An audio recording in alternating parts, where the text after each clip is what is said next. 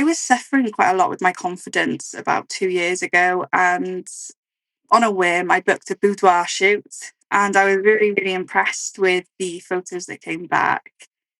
And I thought, "Oh gosh, okay, like, maybe I could get into modeling because I thought maybe this is like a new start for me." So I spoke to a contact, and she said pageantry would be a really good way to go, especially being a plus size woman. So she pointed me in the direction of Miss Voluptuous pageant, so aimed at plus size women from all over the world. And the director, lovely Natalie, she gave me the chance.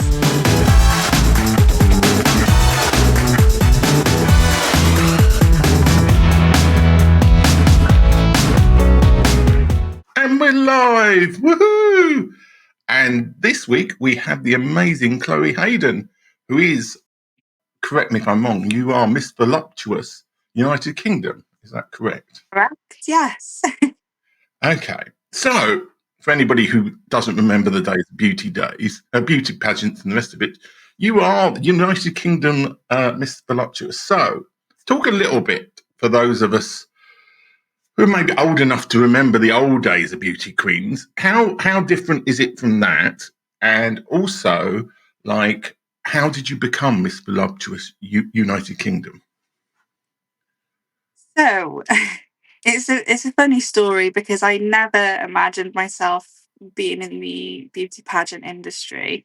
Yeah, And to be honest, when we say beauty pageant, it's quite an outdated term. We just say pageantry or pageants. We don't usually add the beauty in front yeah, because there is a lot of emphasis these days on the person you are, the beauty that's within. So we don't put much emphasis on beauty. So it's just a pageant. And while there is still a long way to go, there's been a lot of improvement in terms of the policies and entry requirements to get into the majority of the big pageants. There's the big four, which is, you know, Miss Universe, Earth, supranational, and international, I believe. yeah. But there are still quite strict terms and conditions for those big pageants. But for example, Miss Voluptuous pageants is still fairly new, and so they did start in the UK, and they branched out to do international pageants, which is their only sort of they only do one pageant a year, and they do that over in the States. So it is growing, and it'll always have a special place in my heart, Miss Voluptuous pageants. But in terms of getting into pageantry, I was suffering quite a lot with my confidence about 2 years ago, and on a whim, I booked a boudoir shoot, and I was really, really impressed with the photos that came back. And I thought, "Oh gosh, okay, like, maybe I could get into modeling because I thought maybe this is like a new start for me." So I spoke to a contact, and she said pageantry would be a really good way to go, especially being a plus size woman. So she pointed me in the direction of Miss Voluptuous pageant, so aimed at plus size women from all over the world. And the director, lovely Natalie, she gave me the chance. And yeah, that's where Miss Voluptuous Wales was born. So I flew out earlier on this year to America to compete. I didn't come back with a title, but that just gave me the drive to try again. So that is why I am now Miss Voluptuous United Kingdom. Hmm. So, how do they decide who, like, so why are you United Kingdom now and you were Wales before? Is this a select? Do you have a big competition between the UK nations, or how does it work? Or is it like they know you, so they're assigning you this? How do the titles work in that regard? So in the first instance, for example, when I was Miss Voluptuous Wales, I applied for a few different titles. So I think I applied for four different titles, which were Wales, Cymru, Celtic nations, and something else. I can't remember. And then because they didn't have anyone else have the Wales title, they gave that to me. But in terms of United Kingdom, so I competed earlier this year and I was the first runner up for the European continental title. Oh, okay. So when I found that out, I was like, oh my gosh, like it was a massive buzz. And I was like, okay, this is, my motivation to try again. And the director actually said, if you do want to come back, you're more than welcome to be our United Kingdom because of my sort of placement in terms of the continental title. So because I was first runner up, she wanted me to represent the whole of the UK. So one of my other sister queens, she is Great Britain, but United Kingdom is sort of a bigger area because Yeah. it's more sort of more. Includes you've got Northern Ireland as well in your. And Great Britain's obviously just, Yeah. England, Scotland, Wales. Yeah. So yeah, United Kingdom covers the whole area. Yeah. And as you mentioned, it's a plus size beauty pageant competition. So, not meaning to be personal, but what is the criteria for plus size when they're talking about this? Or is it, because I know a lot of, is there a self certification or is there actually kind of like some criteria that means you are a plus size model, so to speak? So I believe because they said there's no, and in terms of minimum size, like dress size, I Yeah. believe the UK 14. So that could also be classed as mid-size, but we're trying to be as inclusive as we Yeah. can, also sort of cater to this demographic of women, those who identify as being plus or mid-size, because there's not much emphasis on sort of the usual, what's the word, the usual pageants you think of. There's not a lot of plus size representation in sort of Miss Universe, for Yeah. example. This year there was one, I think it was Trinidad and Tobago. She was, on the curvier side, but that was one out of however many contestants. So you have to be a minimum of UK size 14, I believe, but there is no maximum, you Yeah. know, and there's no age limit either. So there is the Miss division, which is what I come under, and there's also the Ms division, which is over 34, I believe. That might be, don't quote me on that. Yeah. It's sort of early 30s where you would be in the Ms category. Yeah. Okay. So, have you found that being in a community of plus size people has helped with your confidence and your sort of worldview? And talk a little bit about the whole body positivity movement. Having, we call them sister queens, but they're also, they're my friends. I Yeah. have friends from all corners of the world. It's so empowering. And when you're not, even though I'm not near them, like they'll always be there to, hype me up in my comment section or, you know, any sort of advice because cultures are very, very different. And it's nice to know that, maybe in my culture, something might not be as accepted as, a culture somewhere else. So it's gaining that knowledge, but also knowing that somewhere else in the world that this is normal to be sort of doing this, feeling this way, whatever. But in terms of body positivity, I think that's all been work that I've done myself. Yeah. Wrong, my sister queen's being in this community has sort of boosted that, but a lot of it has just been my personal, my own journey. I've done a lot. There's a lot of acceptance involved and putting myself out there, stepping out my comfort zone. And I'll tell anyone, I will shout it from the rooftops, step out of that comfort zone. Yeah.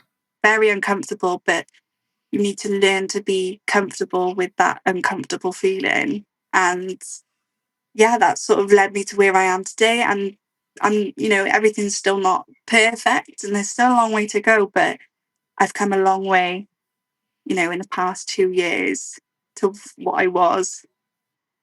But yeah, it's all about of acceptance, but also having that community around you to just carry on building you up and sort of reinforcing your beliefs about yourself. Yeah. Well, I mean, you've done a hell of a lot more. I mean, you're still a student, aren't you? And you're still not meaning to ask a woman's age, but you are on the younger end of things. So you've done an awful lot for somebody who's so young. Where are you in your student journey? And are you still studying, or are you kind of getting ready to work?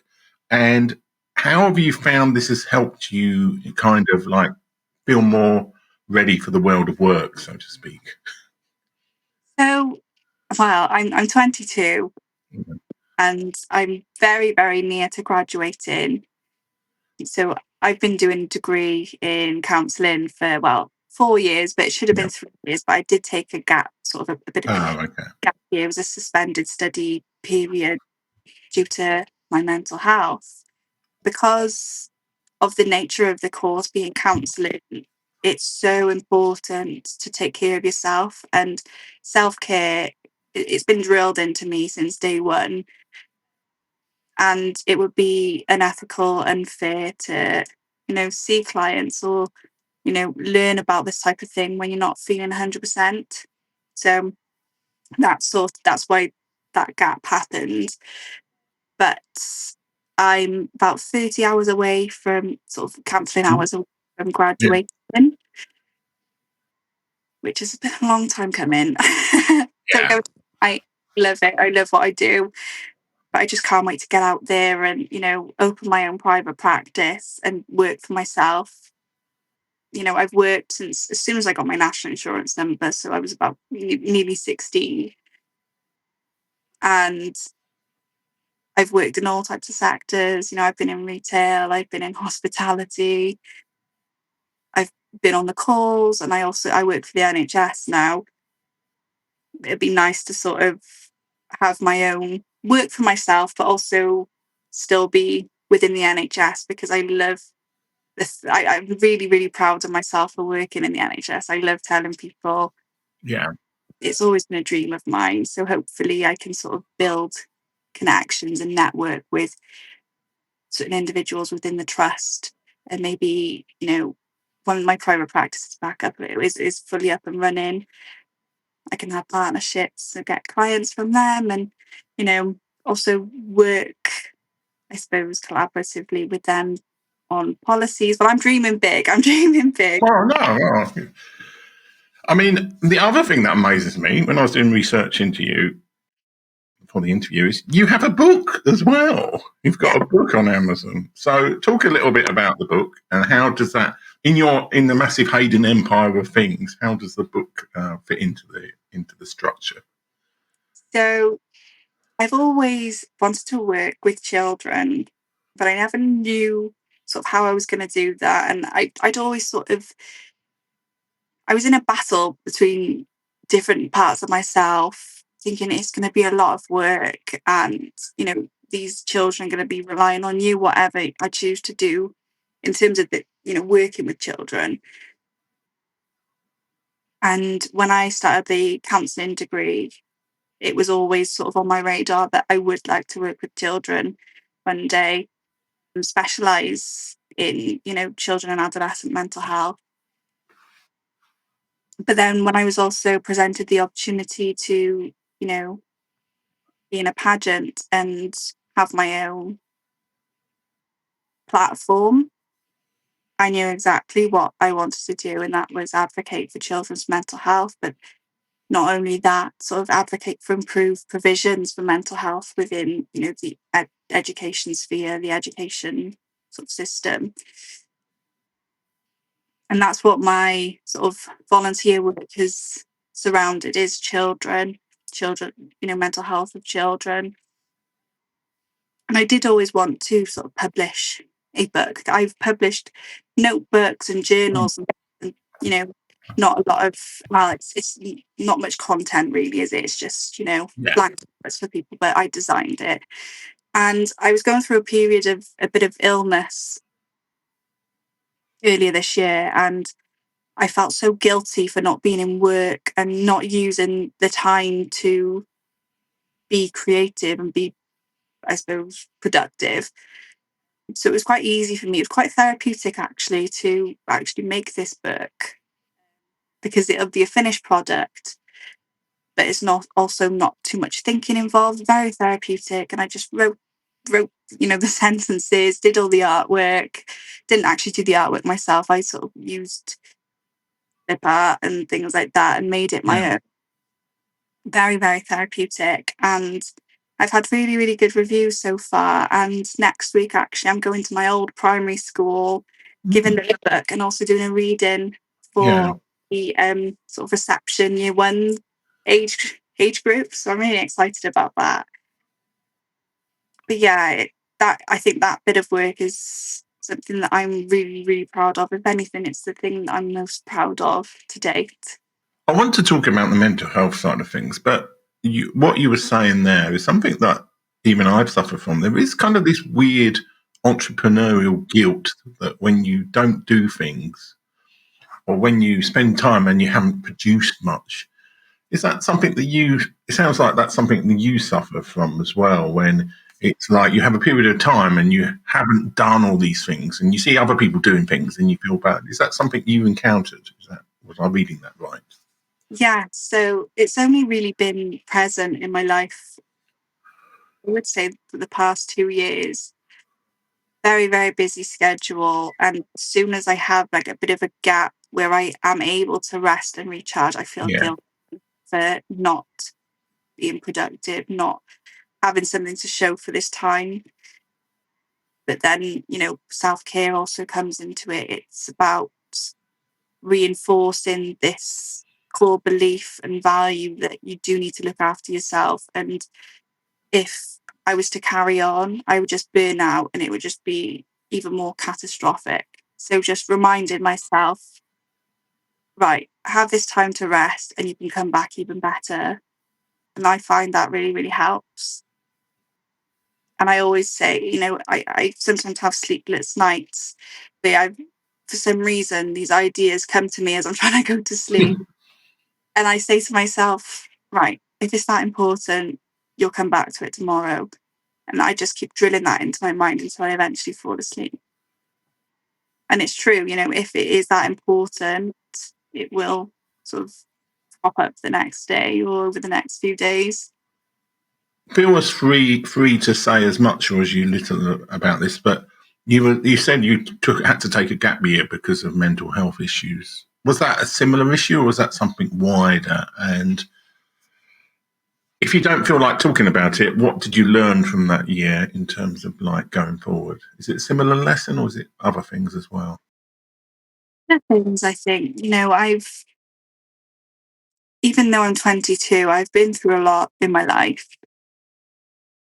And, from being bullied and all throughout school. Yeah.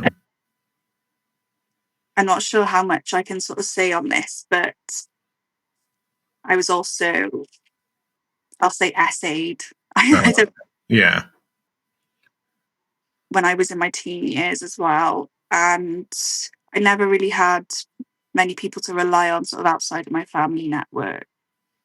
And until I met my partner, we've been together 7 years now. That's good. Um, Yeah. he sort of brought me out of a very dark place. I had that one person that I could trust wholeheartedly and know that he'll be there for me no matter what. And I just thought, okay, as soon as school is done, like that's it. And he was like that. What's the word? Like he was like a rock. He was, Yeah. he helped me get through it, and everything was all okay. But then things don't stay great. You know, you have those times where you hit a hurdle, things happen completely out of your control. Accidents. We've been in two car accidents. Mm. uh, and also, been a victim to sort of slander and people trying to hurt, whether that be physically or emotionally hurt me and my family. There was a lot of that going on, as well as illness, loss. There's been a lot, but it all happens. But I always see that there is always a lesson to come out of it, and whether that be, a new way of coping, or I suppose just reinforcing that you need to take care of yourself during these times. The lesson I'd say when I had that gap was just to, it was that reinforcement of you need to take that time.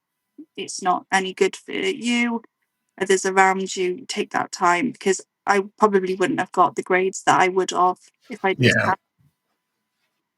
And it's always, something that I come back to is, I did my best, within the circumstances. Because when I was in high school, I did my best whilst I was being bullied, and I probably could have got more, if sort of better grades, if I wasn't going through that. But I think with the gap year within the university years, that helped me sort of bounce back and reignite my passion for the degree, I suppose.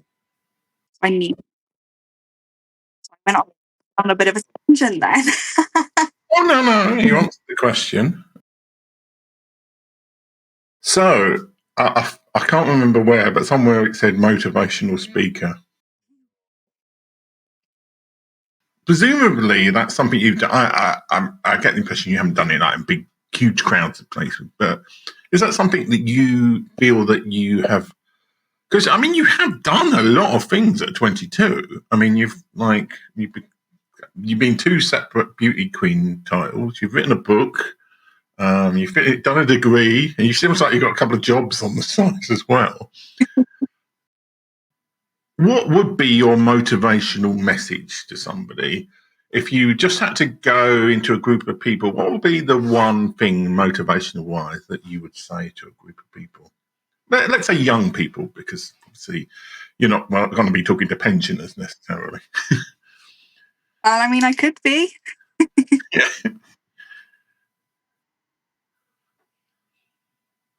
I think it's difficult, but because everyone goes through different things and they cope with things differently. And it's not something,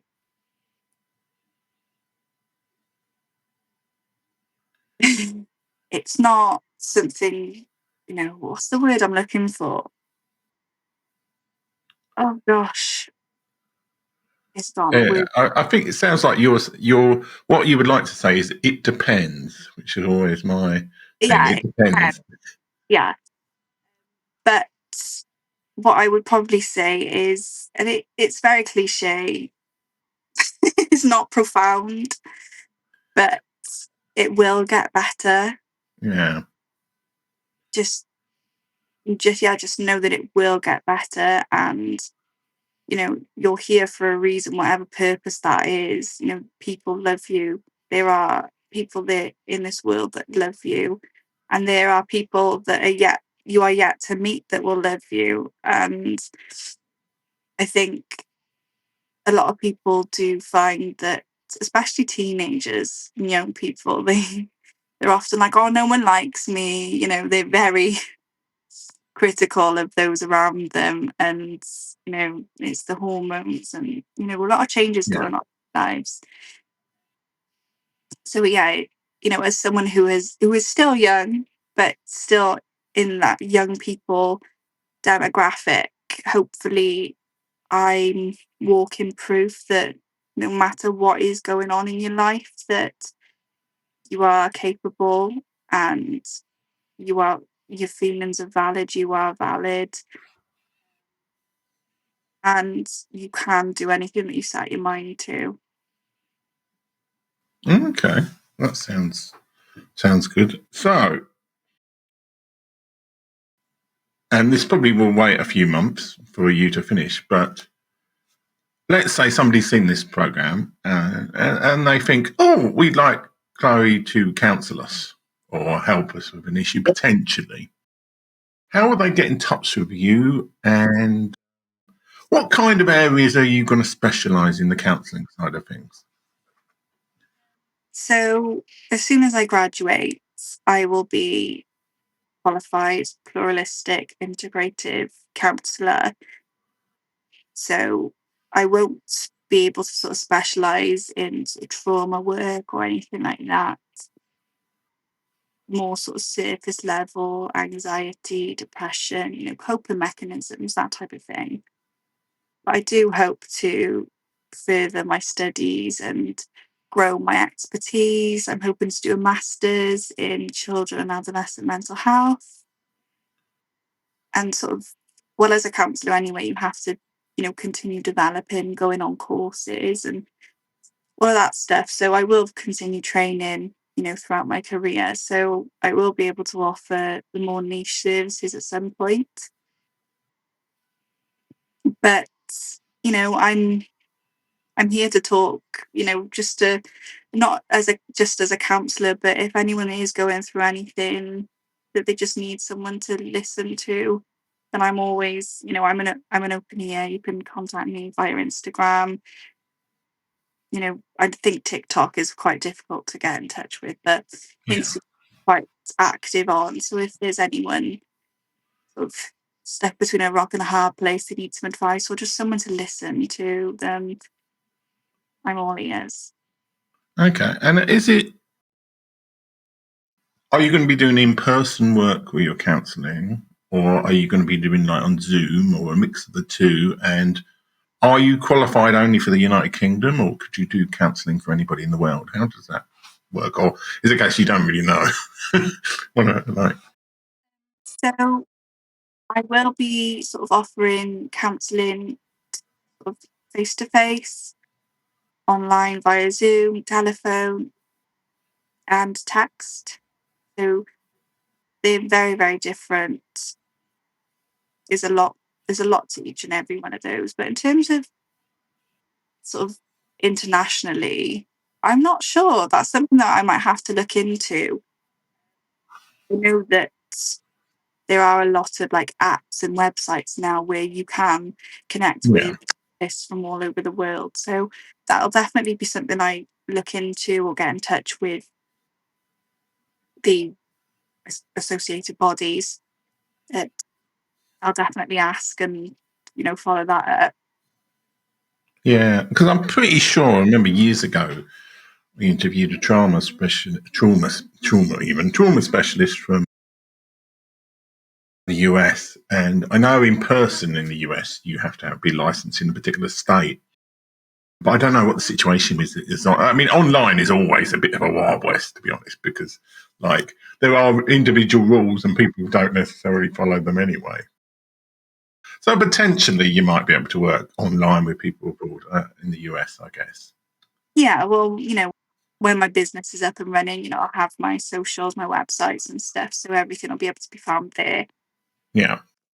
And let's cycle back to the Miss Voluptuous stuff. If somebody's watched this and they thought, oh, I'm plus size, I would quite fancy getting involved in the Miss Voluptuous competition, how can they do that? Where would their first stop with that? Is that Instagram for Miss Voluptuous, or get in touch with you and ask you what would be the best thing for them to do if they wanted to get involved in the plus size beauty, well, not plus size pageant industry, let's say? Love how you corrected yourself there. Well, I mean, I think it's like beauty and size not really related at all. I think it's, despite what the media might say, but that's my own personal opinion. Absolutely.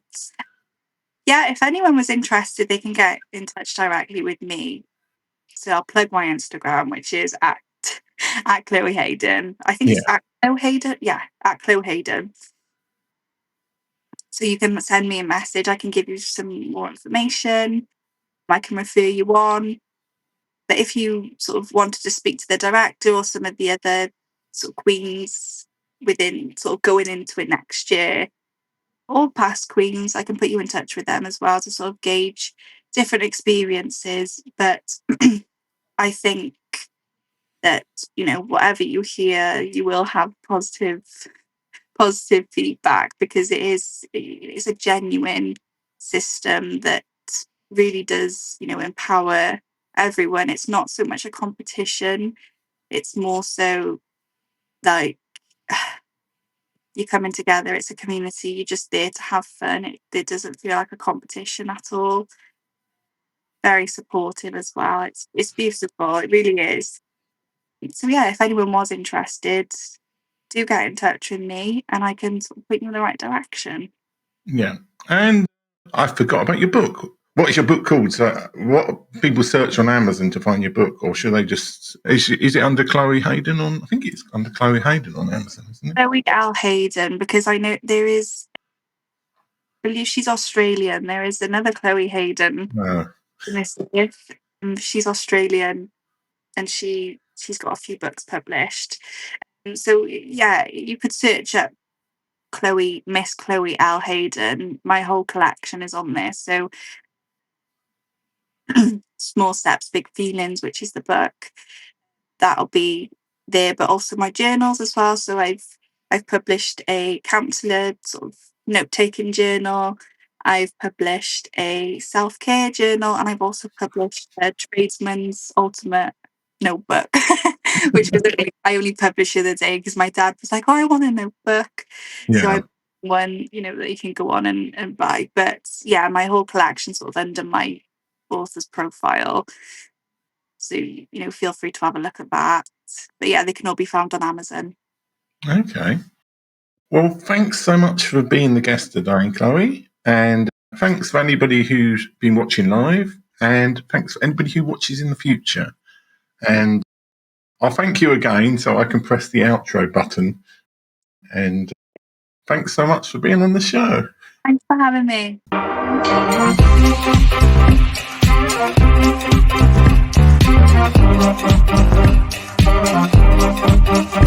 This is what God requires.